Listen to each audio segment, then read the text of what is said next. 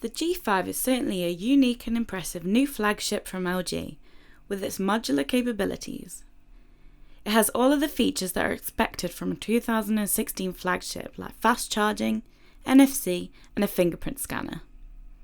It does a lot of things well, but also a lot of things not so well, so after a few days testing this phone I had mixed feelings. It's all down to the pros and cons to decide whether you think it's worth the buy, so here is my review of the LG G5.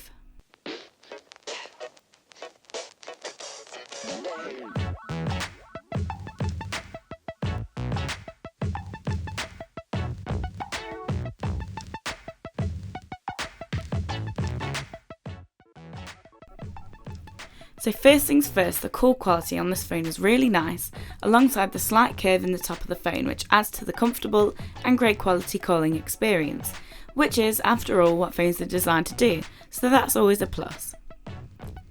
From first impressions, the design looks really nice, modern and simplistic, with the fingerprint sensor on the back. Having said that, the metal edges on the phone are actually quite sharp and become uncomfortable after using it all day long, especially compared to other competing phones like the Samsung Galaxy S7, which feels fantastic in the hand. Another thing to mention is how slippery the G5 is, which can be sorted by adding a skin or a case to the phone. The IPS screen is really stunning quality and colours look natural and rich.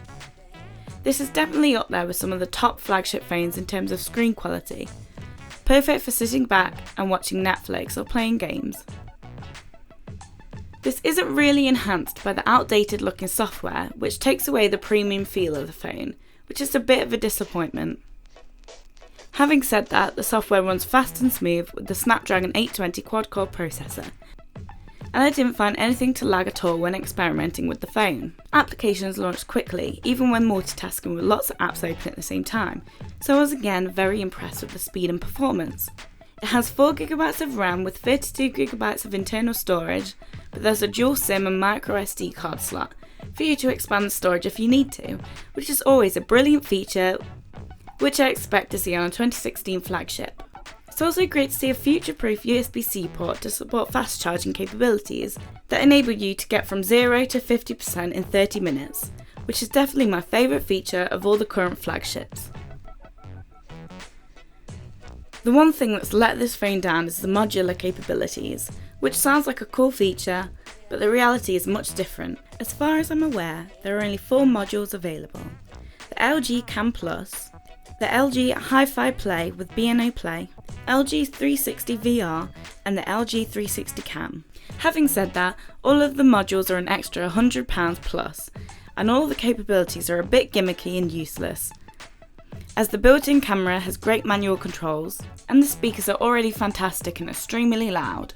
I got that sunshine in my pocket, got that good soul in my feet, feel that hot blood in my body when it drops. Ooh. Having said that, it's still a good feature to be able to remove the battery. Speaking of the camera, I love the fact that it provides 2 rear cameras for a wide-angle option. Yes, the quality on the wide-angle is only 8 megapixels, but having that option is brilliant so that you can capture so much more in your photos without using a selfie stick. The 16 megapixel, however, is brilliant quality and takes sharp macro photos. I do have to mention that it takes a while to focus, and the laser autofocus doesn't work as well as one seen on the S7, but once you focus and use manual mode, photos come out clear and crisp. So you can see how there are a lot of pros and cons of this device. So I have mixed feelings. What do you think of the LG G5?